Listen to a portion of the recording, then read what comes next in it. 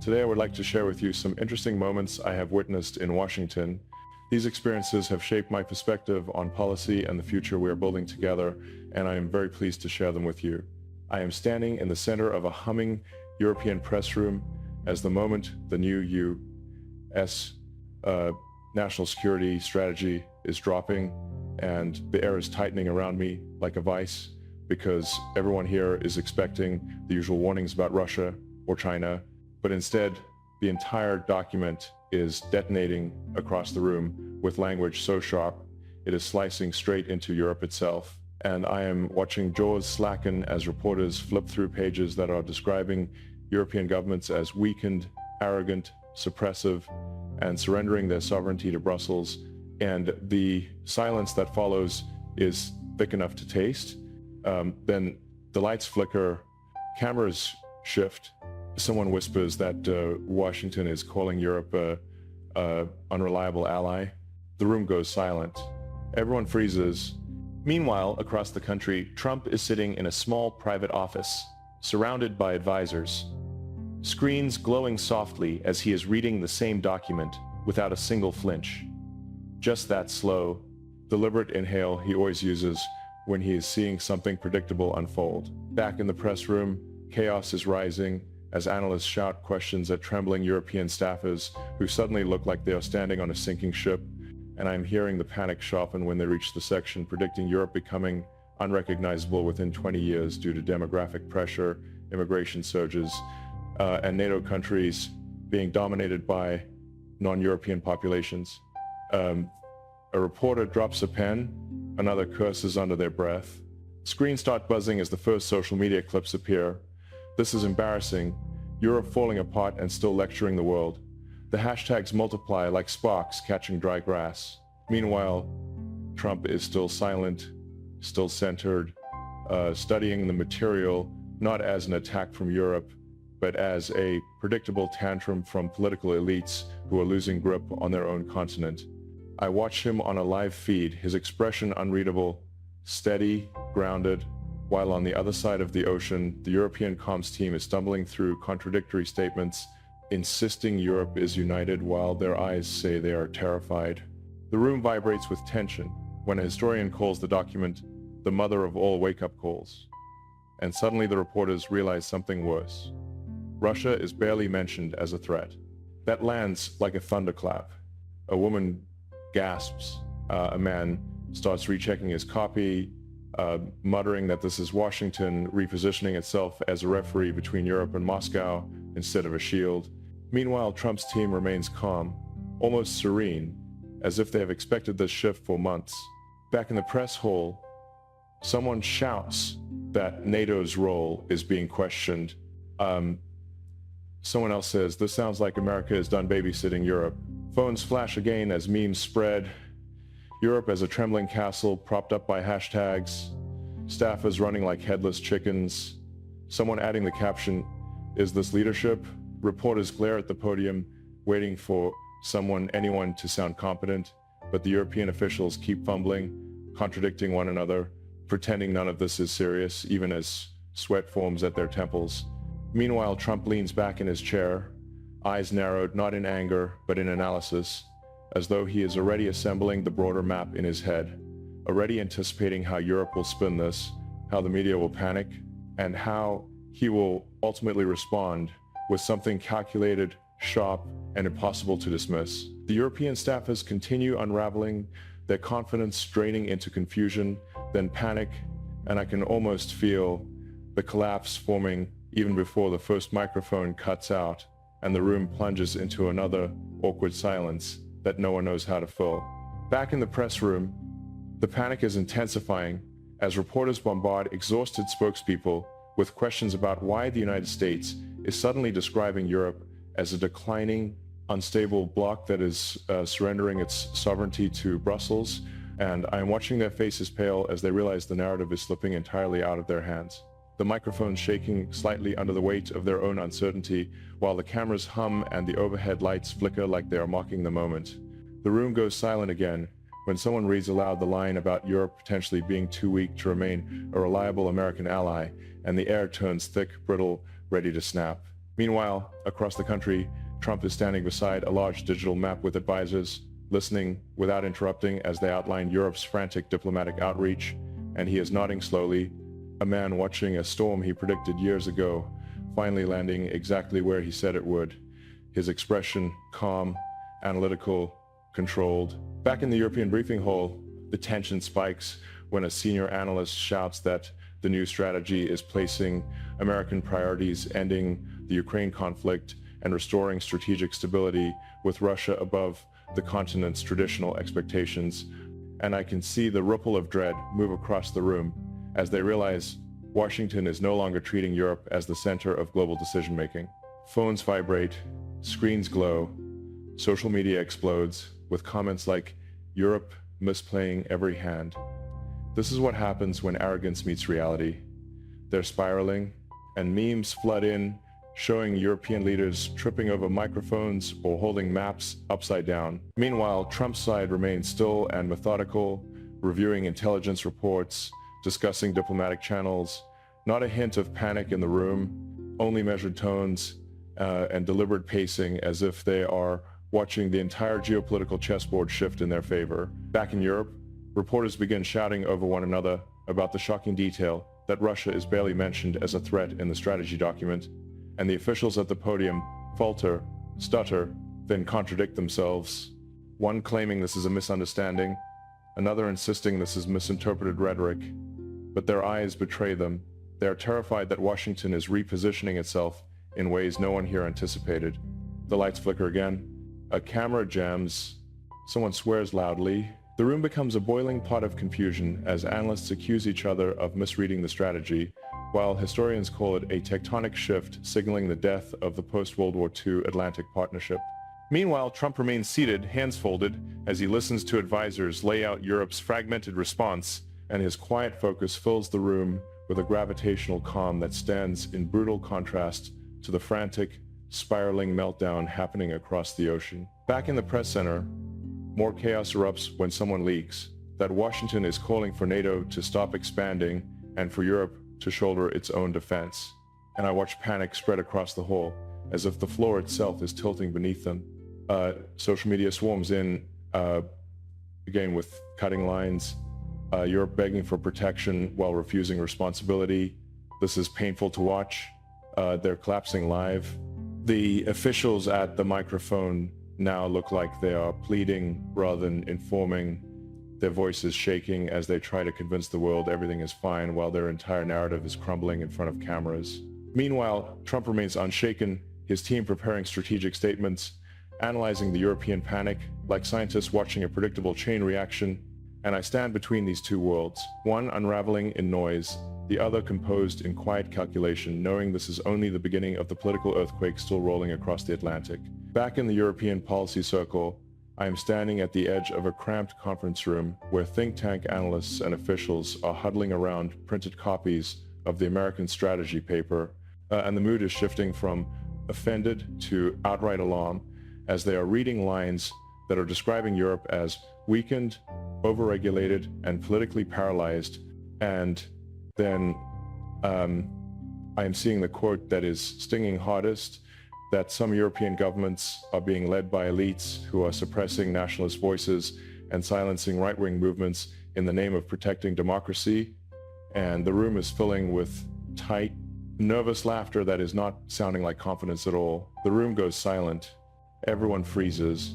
Then a senior researcher, a woman from a London institute, is standing up and is saying, this document is signaling that the traditional transatlantic relationship is effectively dead, and her words are hanging over the group like smoke as phones are lighting up with fresh social media clips mocking European leaders for losing Washington's patience. This is embarrassing. They are getting called out by their own ally. Is this leadership? Memes are spreading of European officials plugging their ears while Washington is speaking. Meanwhile, across the country, Trump is moving through a quiet corridor toward a large operations room where screens are lining the walls, each one displaying different reactions from European capitals. and his team is briefing him on how commentators are describing the strategy as a wake-up call, a funeral bell, a betrayal, and he is listening with that detached, steady composure of a man who is seeing confirmation rather than surprise. Back in Brussels, I am squeezed into the back of another briefing as EU officials are preparing a response, and the head of the Foreign Affairs Unit is stepping up to a podium, insisting that the United States is still the bloc's greatest ally, that disagreements are normal, that the core principles of unity and alliance are not changing, but his voice is wavering slightly and his eyes are blinking too fast, betraying the strain.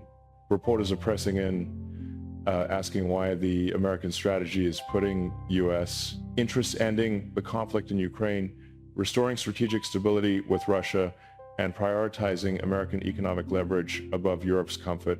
And the answers are coming out as vague, recycled talking points that are convincing no one in the room.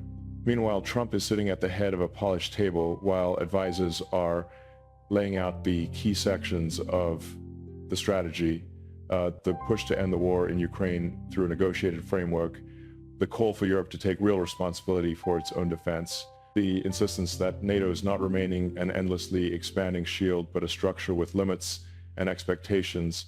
And he is nodding slowly, absorbing every word, not rushing to react publicly, only preparing. Back in the media centers of Europe, I am watching broadcasters struggle to explain why the document is barely naming Russia as a direct threat, while instead positioning the United States as an arbiter between Moscow and Europe. And I am hearing commentators fumble as they describe a potential future in which Washington is using its leverage to push both sides into a settlement that many in Europe fear is favoring Russia. Social media is erupting again, timelines filling with sarcastic takes, like, so they spend years posturing, and now Washington is telling them to sit down. He already lost and doesn't even know it. They thought they're directing the script. Turns out they're extras. Meanwhile, Trump's inner circle is reviewing the updated peace proposal, a plan that is initially being criticized in Europe and Kyiv as too generous to Moscow, but now is being revised after rounds of negotiations in Geneva and Miami. And I'm watching as diplomats are sending fresh language designed to strengthen Ukrainian guarantees while still pushing for an endgame. Back in yet another frantic European briefing, a leak is revealing that Trump's special envoy and his own son-in-law are traveling to Moscow to discuss the updated peace framework directly with Putin and senior Russian officials. And this news is hitting the room like a shockwave, with some officials accusing Washington of sidelining Europe, while others are whispering that the continent has boxed itself into a position where it is reacting instead of shaping events. The room goes silent again. Everyone freezes. Then the buzz of phones returns, and the online world is twisting the story into punchlines and brutal captions. America negotiating, Europe narrating, they are clapping from the sidelines of their own crisis. Is this what strategic autonomy is looking like? Meanwhile, Trump is stepping into a smaller, dimly lit side room with two large flags standing tall behind an empty chair, a space clearly being prepared for something bigger than another offhand comment. And I am realizing that while Europe is stumbling from microphone to microphone, he is quietly setting the stage for a single, controlled message that is about to reframe the entire narrative. Back in Brussels, the atmosphere is thickening into something close to desperation as I stand wedged between camera crews, while European ministers gather behind closed doors, their voices bleeding through the walls in a tense, frantic blur as they argue over how to respond to the United States, openly declaring that its priority is ending the Ukraine conflict on terms that elevate American strategic interests above the continent's traditional expectations.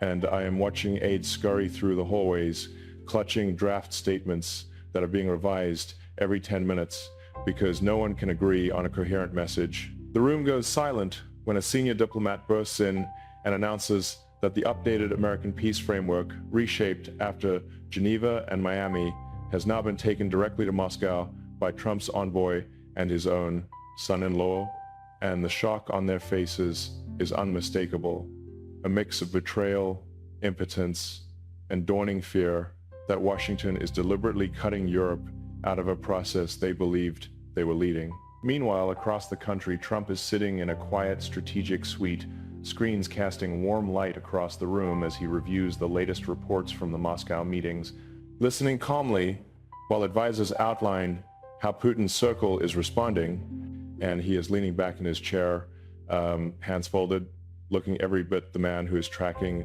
a chess match he anticipated long before Europe even recognized the board was changing. Back in the European Press Center, panic is rippling outward as reporters demand answers about why the United States is repositioning itself as an arbiter rather than an ally, why NATO expansion is being questioned, and why Europe is being told flat out that it must grow up and take responsibility for its own defense. Officials step to the podium one by one, sweat beading at their temples, and their statements sound like stitched together fragments of old speeches, insisting the alliance is strong even as their voices tremble under the weight of contradictions they can no longer explain away. The lights flicker, cameras tilt, a microphone screeches. Social media erupts again, a tidal wave of brutal commentary sweeping across screens, Europe begging for relevance. This is painful. They're collapsing live. Memes show European ministers clinging to an empty NATO shield. Others depict maps of Europe slowly shrinking while Washington and Moscow negotiate over the horizon. Meanwhile, Trump is listening as his national security team breaks down the economic angle, how stabilizing Eastern Europe through a settlement will help global markets, how pressuring Europe to open its markets fairly to American goods will rebalance a long-tilted scale, and he remains silent, absorbing everything, exuding a composure so absolute that the advisors around him begin speaking more quietly, as if matching his steadiness. Back across the Atlantic, European broadcasters are struggling to justify why Washington's strategy is barely naming Russia as a threat. And I can see anchors shifting in their seats as they try to maintain composure, while analysts argue that this is America signaling it no longer wants to be Europe's shield, only its broker. A hush falls over the newsroom as leaked excerpts of internal European memos appear online, documents showing leaders privately admitting they have little leverage to influence Washington's new direction. Social media pounces instantly. He already lost and doesn't even know it. Is this leadership? This is what happens when you outsource defense for decades. Meanwhile, Trump rises from his chair, walks toward the smaller studio next door, the one with 2 American flags and warm, tense lighting, and I follow through the glass, feeling the shift in atmosphere as aides straighten their jackets and technicians whisper final adjustments. He is not speaking yet, but everyone in the room senses this is the moment he will reclaim the narrative with a single controlled message. The moment he will turn Europe's panic into a study in contrast between composure and chaos. The last thing I hear before the studio door clicks shut is another wave of frantic shouting from the European feeds, voices cracking under the weight of their own unraveling. I am stepping into the dimly lit studio just as Trump is taking his position in front of the 2 flags, and the warm, tense lighting is wrapping around him like a stage, built precisely for a moment of clarity after days of noise, and the room goes silent as technicians freeze, waiting for his signal, while the muffled sound of Europe's unraveling continues leaking through distant monitors.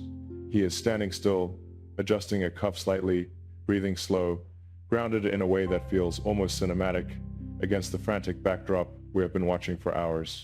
Then he nods once, cameras lock onto him, the red light blinks alive, and with a steady voice, he begins speaking about responsibility, about dignity, about the duty of nations to protect their citizens without outsourcing their survival to alliances they refuse to sustain, and his words are carrying a weight that contrasts brutally with the stammering, contradictory messages Europe has been issuing all day. He is saying that stability in Ukraine matters because chaos in Europe harms the entire world, that negotiations require realism rather than political theater, and that the United States cannot carry an entire continent that insists on ignoring the consequences of its own choices. The room goes silent. Everyone freezes. Then he shifts tone calmer, sharper, almost surgical, and delivers the line that is slicing straight through the European narrative. If you say you are strong, then act strong. If you say you are united, then show unity. But you do not get to lecture America while asking us to carry your defense. A few staffers near me are biting their lips to keep from laughing, shoulders shaking slightly, because they know he is dismantling Europe's position using Europe's own words. Meanwhile, social media detonates into a firestorm of reactions, clips spreading at light speed. He just ended the debate. Europe can't even respond to this. Leadership versus panic live on camera. Memes bloom instantly, one showing Trump calm at the studio desk while European ministers are sprinting across corridors. Another contrasting his composed expression with still images of European briefings melting into confusion. Back in Brussels, I am seeing the reaction cascade on live feeds. Officials staring blankly at screens, others whispering nervously, one spokesperson blinking rapidly as if searching for an answer that refuses to come. Commentators are stuttering their way through explanations, but the collapse is unmistakable. The confidence they started with 2 days ago is dissolving under the weight of a man who waited, watched, and then responded once with precision. Meanwhile, Trump is moving into the second part of his message, delivering the witty, sharp clapback that knocks the wind out of everything Europe has been posturing. You spend years saying America must listen. We are listening, but what we hear now is fear, not strategy. A low murmur rolls across the studio technicians, exchanging glances, aides shifting to hide their smiles because they know this line is going viral before he even finishes the sentence. And they are right. Social media erupts into the loudest wave yet. Game over, he already won. Europe needs a reboot. Hashtags climb so fast, the analytics screens struggle to keep up. Back in the European press centers, the collapse becomes visible as ministers step away from microphones, staffers shuffle papers nervously, and reporters begin asking why Europe is failing to control its own narrative while a single American statement resets the entire debate. Meanwhile, Trump softens his tone for the closing, offering a message rooted in duty rather than spectacle, stating that the United States stands for truth, for stability, for real leadership, and that strength is measured not by slogans but by service to the people. The room is quiet, the atmosphere is steady, and as the final sentence approaches, he looks directly into the camera and delivers the calm, dignified closing. The red recording light switches off. He steps back, staff exhale, and across the ocean, Europe remains frozen in the silence of its own unraveling. Like, comment, subscribe, and join our community for more stories that reveal the truth.